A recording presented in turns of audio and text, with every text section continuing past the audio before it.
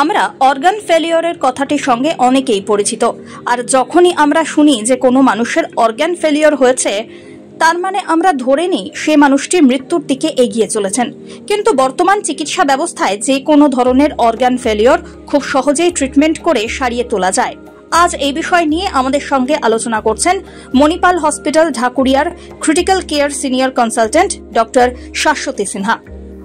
নমস্কার, আমার নাম ডক্টর শাশ্বতী সিনহা। আমি Manipal hospital Dhakuria critical care ডিপার্টমেন্টে সিনিয়র কনসালটেন্ট। আজকে আমরা একটা বিষয় নিয়ে আলোচনা করব, যেটাকে বলে অর্গান ডিসফাংশন বা অর্গান ফেলিয়ার।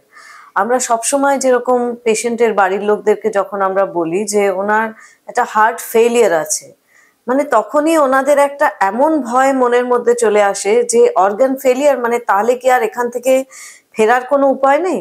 কিন্তু সেটা অ্যাকচুয়ালি কারেক্ট নয়। অর্গান ফেলিয়ার মানে সে যে আর কোনোদিন ঠিক হবে না বা তার কোনো চিকিৎসা নেই, সেটা নয়। এবার যখন কোনো একটা শরীরে কোনো রকম একটা প্রবলেম হয়, ধরুন একটা ইনফেকশন হলো, ইনফেকশনটা খুব সিভিয়ার, যেরকম আমরা শুনেছি আগে যেটাকে সেপ্টিসিমিয়া বলা হতো, কিন্তু এখন সেটাকে সেপসিস বলা হয়। যেখানে একটা শরীরে ইনফেকশনটা যদি বাড়াবাড়ি মাত্রায় পৌঁছে গেলে যখন আমাদের নানা রকম অর্গানগুলোর ওপরে তার প্রভাব পড়ে, যেরকম ব্রেনের ওপরে পেশেন্টের জ্বর এলো, তারপরে বারবার ইউরিন হতে থাকলো, ঘন ঘন ইউরিনে একটু জ্বালা হলো, স্পেশালি দেখবেন বয়স্ক মানুষদের ক্ষেত্রে এটা খুব কমন হয়। তারপর আজকের থেকে একটু ভুলভাল বকছে, চিনতে পারছে না, একটু ঝিমিয়ে পড়েছে, তার মানে এটা ব্রেনের নর্মাল ফাংশনটা একটু ডিসফাংশন হয়েছে।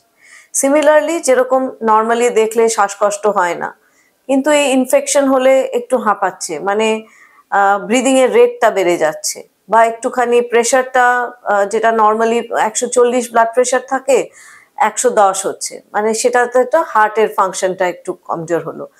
নর্মালি ইউরিন উনি নর্মাল প্রসেসে করেন স্বাভাবিকভাবে, ইউরিনের উপর কন্ট্রোল থাকছে না বা ইউরিনের মাত্রাটা কমে যাচ্ছে। এইগুলো হচ্ছে নানা রকম অর্গান ডিসফাংশন। তো ডিসফাংশন হলে এটা যেটা হয়, যেটা বুঝতে হবে, আমাদের ধরুন আঙুলে একটা ইনফেকশন হলো বা একটা কোথাও ফোসকা পড়লো বা পোড়া হলো, সেটা হয়তো বাড়িতে অ্যান্টিবায়োটিক দিয়ে বা ডাক্তার দেখালে ওটা ঠিক হয়ে যাবে। কিন্তু যখন ইনফেকশনের সাথে বা ধরুন একজনের কোনো একটা রোড ট্রাফিক অ্যাক্সিডেন্ট হলো বা যে কোনো অন্য কারণে যদি অর্গান ডিসফাংশন হতে শুরু করে, মানে শরীরের নানা রকম অর্গানগুলো যদি যেরকম নর্মাল প্রসেসে চলে সেগুলোর থেকে যদি আপনারা দেখেন সেটা ঠিকভাবে হচ্ছে না, পেশেন্ট কনফিউজ থাকছে, চিনতে পারছে না, একটু কথাবার্তা ভুল বলছে, ঝিমিয়ে পড়ছে, হাত পা একটু ঠান্ডা মনে হচ্ছে, পেচ্ছাপ কম হচ্ছে, তাহলে বুঝবেন যে এটা একটা অর্গান ডিসফাংশন হচ্ছে। তো এটার চিকিৎসা কিন্তু নর্মালি বাড়িতে করা উচিত না বা বাড়িতে করা সম্ভব নয়। কারণ এটার যেটা মেন ব্যাপার, এই অর্গান ডিসফাংশনটাকে সারানোর বা চিকিৎসা করা, যে যত তাড়াতাড়ি এটার চিকিৎসা শুরু হবে তত তাড়াতাড়ি এই অর্গান ফাংশনগুলো নর্মালে ফিরে আসার সম্ভাবনাটা অতটাই বেড়ে যায়। সেই ক্ষেত্রে যখনই দেখবেন বা নিজেরাও বুঝবেন বা আশেপাশের লোকদেরকেও একটু আপনারা কশিয়াস করবেন যে যদি ইনফেকশন সমেত বা অন্য কোনো অসুখের সাথে যদি দেখেন যে এই রিস্ক ফ্যাক্টরগুলো, যেগুলোকে আমরা রেড ফ্ল্যাগ বলি, এটা সবসময় খেয়াল রাখবেন যে যদি এই অর্গান ডিসফাংশনটা দেখেন তাহলে দেরি করবেন না, যত তাড়াতাড়ি সম্ভব ডাক্তারের কাছে যান। আপনাদের ডাক্তাররা অবশ্যই আপনাদের ঠিকভাবে গাইড করে দেবে যে যত কাছাকাছি যে হসপিটালে এটা চিকিৎসা করা সম্ভব সেখানে যেন ইমিডিয়েটলি নিয়ে যাওয়া যায়। তাহলে এই অর্গান ডিসফাংশনটা অর্গান ফেলিয়ারে চলে যাবে না। অর্গান ডিসফাংশনটা যদি দীর্ঘ সময় অবধি এটার চিকিৎসা ঠিকভাবে না হয়, তাহলে অর্গানগুলো আস্তে আস্তে ফাংশনটা আরো খারাপ হতে হতে ওটা অর্গান ফেলিয়ারে চলে যায়, আর সেটা সারানোর সম্ভাবনাটাও কম হয়ে যায় এবং সেটা সারাতে আরো অনেক সময় লাগে, লং হসপিটালাইজেশন হয়, আর যতগুলো অর্গান একটার পর একটা ইনভলভ হতে থাকে তত কিন্তু পেশেন্টের লাইফেরও রিস্ক হয়ে যায়। সেই জন্য অর্গান ডিসফাংশনটা কি বা তার কি কি উপসর্গ হতে পারে বা সেটা কত তাড়াতাড়ি আপনাকে এমার্জেন্সি হিসেবে সেই জিনিসটাকে ডিল করতে হবে, সেটাই আলোচনা করার জন্য আজকে আমি এসেছিলাম আপনাদের সাথে। তো কি কি ক্ষেত্রে আমরা দেখি যে অর্গান ডিসফাংশন হতে পারে? সবচেয়ে কমন যে কারণগুলো হতে পারে সেটা হচ্ছে ইনফেকশন বা যেটাকে সেপসিস বলে, যেটা আপনাদের বললাম যে নর্মালি হয়তো আমার বা আপনার, যারা আমরা নর্মাল সুস্থ, আমাদের কোনো কোমরবিড কন্ডিশন নেই, তাদের ক্ষেত্রে কিন্তু ইনফেকশনটা আমাদের শরীরের ইমিউনিটি খুব তাড়াতাড়ি ডিল করে নেয়। কিন্তু দেখবেন যাদের বয়স খুব কম, মানে ছোট বাচ্চারা বা খুব বয়স্ক মানুষরা বা ডায়াবেটিক যারা, বা যারা ধরুন ক্যান্সারের পেশেন্ট, যাদের এমনিতেই শরীরের ইমিউনিটিটা কম, তাদের কিন্তু এরম ধরনের ইনফেকশনটা তাদের ইমিউনিটিটা ফাইট করতে পারে না। তো এনাদের ক্ষেত্রে দেখবেন যে অর্গান ডিসফাংশন হওয়ার সম্ভাবনাটা অনেক বেশি হয় নর্মাল ইন্ডিভিজুয়ালের থেকে। তো আপনাদের বাড়িতে যদি বয়স্ক কোনো মানুষ থাকেন, বাবা মা থাকেন, দাদু দিদা থাকেন, তাদের ক্ষেত্রে কিন্তু কোনো একটা ইনফেকশন হলে এই জিনিসটাকে আমাদের খুব লাইটলি নিলে চলবে না। এই জিনিসটাকে যত তাড়াতাড়ি সম্ভব তার চিকিৎসা হলে খুব ভালো হয়। এবার অর্গান ডিসফাংশন হলে মানুষে কি করা যায়, যেটা নাকি বাড়িতে করা যায় না। অর্গান ডিসফাংশন হলে ব্লাড প্রেশারটা ফল করে, ব্লাড প্রেশার ফল করলে তখন অন্য শরীরের অর্গানগুলোতে মানে যেটা ব্লাড সাপ্লাইটা কমে যায়, তো সেই জন্য পেশেন্ট ঝিমিয়ে পড়ে। সেই জন্য তখন কি এমার্জেন্সি হিসেবে চিকিৎসা করে যত তাড়াতাড়ি ইনজেকশন দিয়ে, স্যালাইন দিয়ে, ব্লাড প্রেশারটা যদি ফল করে যায় তাহলে ব্লাড প্রেশার বাড়ানোর জন্য বাইরে থেকে ওষুধ দিতে হয়। যতক্ষণ অ্যান্টিবায়োটিকটা কাজ না করে তখন এই অর্গানগুলোকে আমাদের সাপোর্ট করতে হয়। এই অর্গানগুলো যত তাড়াতাড়ি সাপোর্টেড হয়, যত ব্লাড প্রেশারটা আবার একটু, যেটা পেশেন্টের নর্মাল রেঞ্জের প্রেশার, সেই রেঞ্জে যদি চলে আসে, তাহলে অর্গান ডিসফাংশনটা তত তাড়াতাড়ি রিজলভ হতে পারবে। ইউরিন কমে গেলে ওই সময় দেখবেন পেশেন্ট ঝিমিয়ে আছে। আমি খুব শুনে থাকি পেশেন্ট এমনি হাত পা ঠান্ডা হয়ে গেছিল, আমরা বাড়িতে নুন চিনির জল খাইয়েছি। অল্প হলে, এটা যদি খুব মাইল্ড হয় হয়তো নুন চিনির জলে ওটার এফেক্ট হবে, কিন্তু কেউ যদি ঝিমিয়ে পড়েছে আর তার যদি 1 লিটার স্যালাইনের প্রয়োজন হয়, সেটা তো শুধু নুন চিনির জলে হবে না। সেই জন্য তাকে হসপিটালে এনে ইন্ট্রাভেনাস দিতে হবে, কারণ সেই সময় প্রত্যেকটা মিনিট কাউন্ট করে। যত সময় মানে আমরা হারাবো তত আমাদের অর্গান ডিসফাংশনটাকে নর্মালে ফেরানোটা আরো বেশি চ্যালেঞ্জিং হয়ে যাবে। সেই ক্ষেত্রে এই জিনিসটা খুব ইম্পর্টেন্ট। তো আরো অন্য অর্গান কিভাবে আমরা সাপোর্ট করি, যেরকম হাঁপিয়ে যাচ্ছেন পেশেন্ট, অক্সিজেন লেভেল ফল করে যাচ্ছে। কোভিড এর পর থেকে একটা খুব ধারণা হয়েছে যে আমাদের বাড়িতে অক্সিজেন আছে, তাহলে আমরা হাসপাতালে কিসের জন্য রাখবো। এই জিনিসটা সবসময় মনে রাখতে হবে যে অক্সিজেন বাড়িতে দেওয়াটা হচ্ছে একটা টেম্পোরারি সলিউশন। কারুর যদি নিউমোনিয়া হয়ে থাকে, তাকে শুধু অক্সিজেন দিয়ে তো আমরা সুস্থ করতে পারবো না।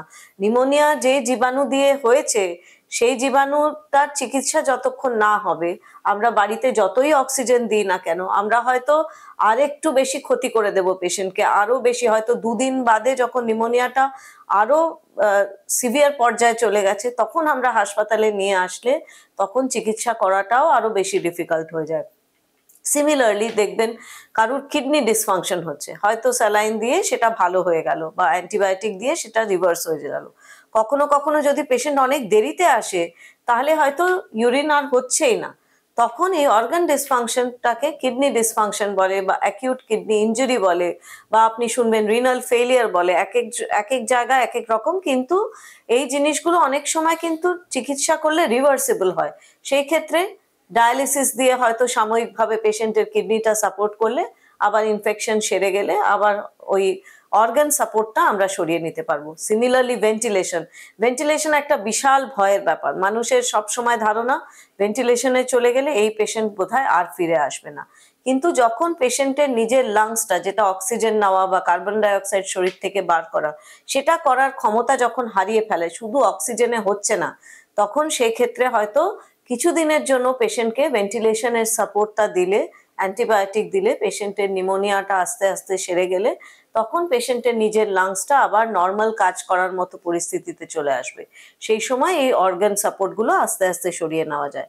সেই জন্য শুধু অর্গান ডিসফাংশনের উপসর্গগুলো জানা জরুরি নয়, তার কি চিকিৎসা, কত আর্জেন্টলি করতে হবে, অর্গান সাপোর্টগুলোর কি মানে হয়, এই জিনিসের নলেজটা আমাদের সবার হওয়াটা খুব জরুরি। খাওয়া দাওয়ার রেস্ট্রিকশন বলতে নর্মাল ইমিউনিটিটা বজায় রাখা সবসময়। যদি ডায়াবেটিস থাকে আমি সুগারটাকে যদি আমি কন্ট্রোলে রাখি, তাহলে আমার ইনফেকশনটা বাড়াবাড়ি হওয়ার সম্ভাবনাটা কম থাকবে। বা শরীরে প্রোটিনের মাত্রাটা ঠিকঠাক ভাবে রাখা, এই জিনিসগুলো খুব জরুরি। তো নর্মালি নিউট্রিশনটার দিকে খেয়াল রাখাটা খুব দরকার। সেই জন্য অনেক দিন ধরে পেশেন্ট খাচ্ছে না, কেন খাচ্ছে না সেই জিনিসটা আপনার ডাক্তারকে দেখান।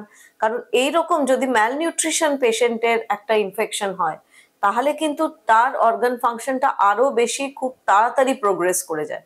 সেই জন্য নর্মাল প্রসেসে নিউট্রিশনটা ঠিক রাখা, প্রেশার কন্ট্রোলে রাখা, ব্লাড সুগার কন্ট্রোলে রাখা, ক্যান্সার পেশেন্টদের যেখানে আমরা জানি ইমিউনিটি কম তাদের ক্ষেত্রে, বয়স্ক মানুষদের ক্ষেত্রে যে কোনো ওপেন জায়গায় ভিড় জায়গায় গেলে একটু মাস্ক ব্যবহার করা, শীতের দিনে যখন আশেপাশে বা পরিবারের লোকে সর্দি কাশি হয়েছে তখন একটু তাদের থেকে দূরে থাকা, এই জিনিস প্রিকশনস গুলো, কারণ prevention is always better than cure, সেই জিনিসটা সবসময় মাথায় রাখতে হবে। তো সেই জন্য অর্গান ফেলিয়ার মানে ভাববেন না যে আমরা ওই জায়গায় পৌঁছে গেছি যে যেখান থেকে আমাদের ফেরার কোনো উপায় নেই, কিন্তু এটা জরুরি যে উপসর্গগুলো সবসময় মাথায় রাখবেন। নিজের ডাক্তারের কাছে যাবেন যদি দেখেন যে এই অর্গান ডিসফাংশন, যেগুলো স্বাভাবিক, পেশেন্ট যেরকম যে কাল অবধি নর্মাল কথাবার্তা বলছিল, আজকে একটু ইরেলিভেন্ট কথাবার্তা বলছে, কাল অবধি নর্মাল টয়লেট হচ্ছিল, আজকে ইউরিনের মাত্রাটা কমে যাচ্ছে, হাত পা গুলো একটু ঠান্ডা ঠান্ডা লাগছে, খাচ্ছে না, বমি হচ্ছে, এই জিনিসগুলো হলে ইমিডিয়েটলি নিজের ডাক্তারের সাথে যোগাযোগ করবেন। স্পেশালি যদি বয়স্ক মানুষ হয়, ইমিউনিটি কম থাকে, তাহলে এসব ক্ষেত্রে এই জিনিসগুলোকে ডিলে করবেন না, যত তাড়াতাড়ি সম্ভব ডাক্তারের গাইডেন্স নেবেন, ওনারা ঠিক আপনাদেরকে কি করতে হবে সেটা টাইমলি বলে দেবেন। নমস্কার।